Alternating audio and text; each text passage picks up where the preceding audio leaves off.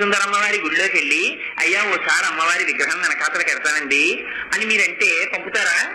పంపరు.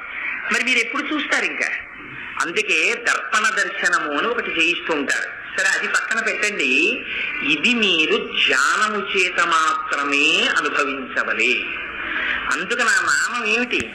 ఆ నామము బాహ్యమునందు దర్శనీయము కాదు. మీరెవ్వరూ బెంగ పెట్టుకోకండి. ఎందుకంటే ఇవాళ ఒక రహస్యం ఉంది. అమ్మవారి నామంలో అమ్మవారి కబరీబంధానికి ఉన్న మొట్టమొదటి లక్షణం ఏమిటో తెలుసా అండి? ఘనం, నల్లటి మబ్బు ఎలా ఉంటుందో అలా ఉంటుంది అమ్మవారి యొక్క కబరీబంధం. అందుకని అవన్నీ వచ్చి అదంతా అమ్మవారి యొక్క కబరీబంధ దర్శనం.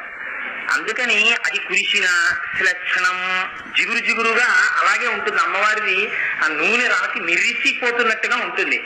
అందుకని ఇవాళ నల్ల మబ్బులు వచ్చాయి. ఒకవేళ కురిసినా మనం బెంగపెట్టుకోక్కర్లేదు. ఒకసారి అలా పైకి చూస్తే కబరీబంధ దర్శనం అయిపోయినట్టే.